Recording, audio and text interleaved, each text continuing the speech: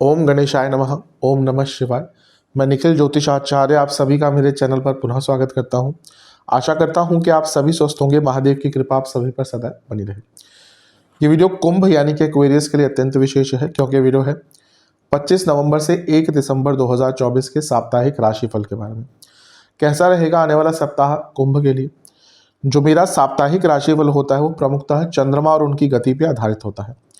चंद्रमा एक ऐसे ग्रह हैं जो बहुत तेज गति से भागते हैं और करीबन 2.25 से 2.5 दिन में राशि बदल लेते हैं। तो स्वाभाविक है कि पूरा हफ्ता जो कि 7 दिन का है उसमें कई बार उनका राशि परिवर्तन होगा। चंद्रमा मन के कारक है और उनकी विशेषता ये होती है कि जिस भी भाव पे जाते हैं उसको एक्टिवेट कर देते हैं। इसी कारण से साप्ताहिक राशिफल की विशेषता बढ़ जाती है। क्योंकि अपने हफ्ते को कैसे प्लान आउट करें ये जानने के लिए साप्ताहिक राशिफल अति विशेष होता है। चंद्रमा जैसे मैंने कहा मन के कारक है, तो जैसे जैसे वो अलग अलग भावों में जाएंगे उनको एक्टिवेट करते रहेंगे और इसका डे टू डे एक्टिविटी पर प्रभाव बहुत होता है। इसलिए ज्योतिष के माध्यम से कैसे आने वाले सप्ताह को थोड़ा सा प्लान आउट करें, इसके लिए साप्ताहिक राशिफल अति विशेष होता है। यदि आपकी लग्न राशि या चंद्र राशि कुंभ है, दोनों ही गाइडेंस के लिए इस राशिफल को देख सकते हैं। टेक्निकली अलग अलग राशिफल नहीं बन सकते, जहाँ से आपको ज़्यादा रिलेट करता है वहाँ से इसको ऑब्जर्व कर सकते हैं। शुरू करते हैं। चंद्रमा आपके अष्टम भाव में आ जाएंगे कन्या में। यह होगा 25 नवंबर सुबह के 5 बजे और 27 नवंबर शाम के 6 तक चंद्रमा यहीं पर रहेंगे। ये जो हफ्ता है यहाँ पे चंद्रमा की स्थिति बहुत अच्छी नहीं है ओवरऑल, और आपके लिए चंद्रमा की शुरुआत ही अष्टम भाव से हो रही है। अब अष्टम के चंद्रमा है जो विपरीत राजयोग बना रहे हैं, ठीक है, लेकिन मैं हमेशा कहता हूँ कि चंद्रमा का विपरीत राजयोग कोई बहुत सफल राजयोग नहीं होता, लेकिन कोई छोटा मोटा कार्य अटक रहा था वो पूर्ण हो सकता है। प्रॉब्लम यह है कि यहाँ पर ग्रहण दोष लग गया, वो भी अष्टम भाव में, और गुरु की दृष्टि भी है जो खुद वक्री है। तो वो क्योंकि आपके लाभेश है, धनेश है, तो धन दे सकते हैं, प्रॉपर्टी से संबंधित कुछ कार्य आपके प्राप्त हो सकते हैं, पूर्ण हो सकते हैं। लेकिन ग्रहण दोष ऊपर से वक्री ग्रह का प्रभाव, यानी कि मन बहुत अशांत रहेगा, शारीरिक एवं मानसिक लेवल पर थोड़ी प्रॉब्लम हो सकती है और गलत निर्णय लेने की क्षमता बहुत बढ़ जाती है। इसलिए कोई भी बड़ा निर्णय यहाँ पे नहीं लीजिएगा। कुछ कार्य डिले भी होंगे, कुछ कार्यों में गलतियाँ भी आपसे होंगी, तो आपको जितना हो सके यहाँ पे संयम बनाकर रखना है और किसी की बातों में नहीं आना, किसी से इन्फ्लुएंस नहीं होना। थोड़ा सा कष्टकारी हफ्ते का शुरुआती भाग लग रहा है। नवांश कुंडली कह रही है कि चीज़ें डिले होंगी, इसलिए ज़्यादा हड़बड़ी नहीं करनी। अगर कुछ डिले हो रहा है तो पहले जानिए कि क्या कारण है उसके पीछे, फिर उस पर काम कीजिए। दशांश कुंडली कार्य क्षेत्र में थोड़ा सा क्रिएटिव होना पड़ेगा। बिजनेस में थोड़ा बच के रहिए। अगर आपका कॉम्पिटिटिव बिजनेस है बहुत, तो आपके कॉम्पिटिटर्स कुछ षड्यंत्र करने की कोशिश कर सकते हैं। लव लाइफ, थोड़ा सा अपने पार्टनर की बातों को सुनने का, समझने का प्रयास कीजिएगा। वैवाहिक जीवन, एक ही प्रॉब्लम दिख रही है कि आप बातों को पूर्ण नहीं कर पाते, यानी कि डिस्कशन अच्छे लेवल पर नहीं हो पाता, इस पर ध्यान दीजिए। जहाँ तक स्टूडेंट्स की बात है, कन्फ्यूजन रहेगी, थोड़ा सा ये दिक्कत आपको तंग कर सकती है। सर्वाष्टक में सेहत के अनुसार आपको इन्फेक्शंस, गले के रोग और स्किन डिसऑर्डर्स तंग कर सकते हैं। सर्वाष्टक में आपका भाग्यस्थान बली है, ये अच्छी चीज़ है। भले ही स्थिति थोड़ी सी बुरी है, लेकिन भाग्यस्थान का बली होना प्रॉब्लम्स का निवारण भी करवाता है। 27 नवंबर शाम के 6 बजे चंद्रमा आ जाएंगे आपके नवम भाव में, यानी कि तुला में, और 30 नवंबर सुबह के 6 तक चंद्रमा का प्रवास वहीं पर रहेगा।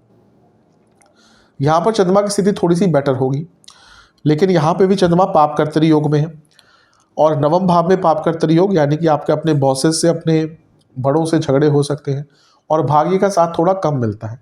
अब भले ही चंद्रमा एक्टिवेट करते हैं, लेकिन कुछ खुद छठे घर के स्वामी हैं और पाप कर्तरी योग में है, लेकिन भाग्य का उतना साथ आपको प्राप्त नहीं होगा और मिसकम्युनिकेशन बहुत होगी। और यहाँ पे क्या है कि गुरु से भी छठे में है, तो ये शकट योग बन गया, तो ये भी बता रहा है कि चीज़ों में डिले होगा।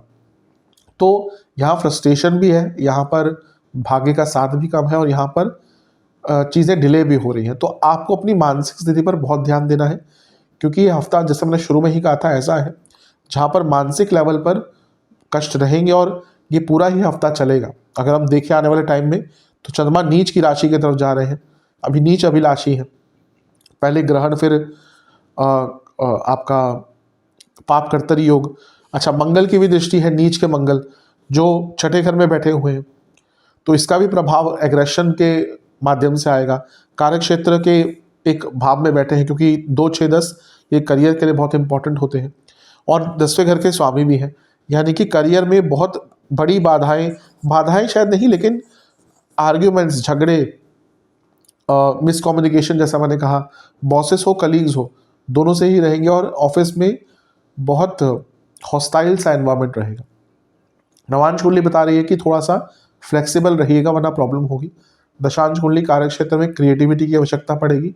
अगर आप चाहते हैं कि चीज़ें आराम से हैंडल हो जाए तो आपको क्रिएटिव होना पड़ेगा, कुछ अलग सोचना पड़ेगा। बिजनेस ज़्यादा मन नहीं लगेगा आपका बिजनेस में, कोई बड़ा कदम मत उठाइएगा इस टाइम पे।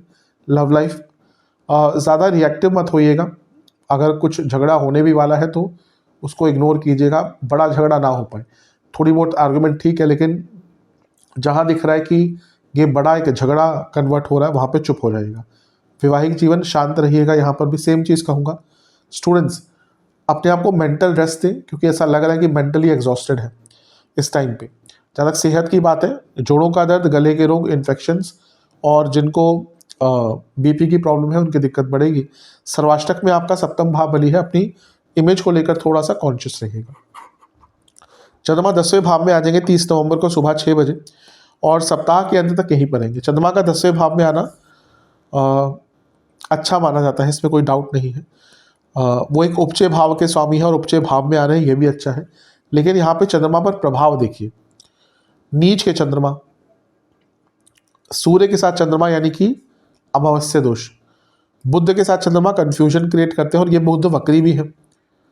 तो वक्री बुध चंद्रमा के साथ यानी कि वक्र बुद्धि। ऊपर से गुरु की भी दृष्टि है, जो वैसे तो ठीक है, गजकेसरी योग बन रहा है, लेकिन वो भी तो वक्री है। और राहु की दृष्टि है, वो सदैव वक्री है। तो 3 वक्री ग्रहों का प्रभाव 10वें घर पर और चंद्रमा पर, और ये सब तो था ही, शनि का प्रभाव भी है तो विषदोष। चंद्रमा पर जब भी इतने ग्रहों का प्रभाव होता है, गड़बड़ होने की संभावना बढ़ जाती है। किसी ऐसे व्यक्ति की कुंडली भी आप देख लीजिए जिसके चंद्रमा बहुत सारे ग्रहों से घिरे हुए हैं, वो भले ही जीवन में सक्सेसफुल हो, लेकिन जीवन में स्थिरता की कमी अवश्य होती है, बहुत अप्स एंड डाउन्स अवश्य आते हैं। तो यहाँ पे अप्स एंड डाउन्स आ सकते हैं, और क्योंकि करियर के भाव में है तो कार्य क्षेत्र में गड़बड़ हो सकती है। ऑलरेडी प्रॉब्लम चल रही है तो जॉब भी जा सकती है, अन्यथा गलतियां हो सकती है, उसका बुरा परिणाम देखने को मिल सकता है। ध्यान नहीं लगेगा कार्य क्षेत्र में, जैसे मैंने कहा कि मिस्टेक्स की संभावना बहुत ज़्यादा है। नवांश कुंडली शांत रहिएगा, कभी कभी सौम्यता से बात करने से ना चीज़ें बन जाती हैं, तो यहाँ पे वाणी में सौम्यता रखिएगा। दशांश कुंडली कार्य क्षेत्र में गड़बड़ हो सकती है, अकेलेपन का भी अनुभव होगा। अगर कोई आपके अच्छे कलीग हैं तो उनसे बातचीत कर जो भी प्रॉब्लम आ रही है उसको सॉल्व करने की कोशिश कीजिएगा। बिजनेस में फिर भी ठीक है, इतना कोई नेगेटिव नहीं दिख रहा। लव लाइफ की जहाँ तक बात है, बहुत बड़े स्तर पर झगड़े हो सकते हैं और दोनों का ही विद्रोही स्वभाव रहेगा। वैवाहिक जीवन साथ में बैठकर बातचीत कीजिए, जो भी इश्यूज है उनको सॉल्व कीजिए। स्टूडेंट्स की जहाँ तक बात है, आपको अपने स्टडीज़ में और टाइम देना पड़ेगा और टाइम दिखाना पड़ेगा। सेहत के अनुसार नसों के रोग, कफ रोग और हड्डियों के रोग तंग करेंगे। सर्वाष्टक में आपका अष्टम भाव बली है, जो बता रहा है कि बहुत अनिश्चितता वाला समय जा सकता है और गलत निर्णय लेने की संभावना बहुत ज़्यादा है। हफ्ते की शुरुआत में भी थी, अंत में भी थी, तो इस हफ्ते कोशिश करना है कि कोई बहुत बड़ा निर्णय आपको नहीं लेना। उपाय के स्वरूप में आपको शनि चालीसा का 3 बार पाठ करके शनिदेव को 2 सरसों के तेल के दिए अर्पण करने हैं। आशा करता हूँ कि वीडियो काम आएगी। चैनल पर नए हैं, सब्सक्राइब कीजिए, वीडियो को लाइक कीजिए। मिलता हूँ अगली वीडियो में, तब तक के लिए ओम नमः।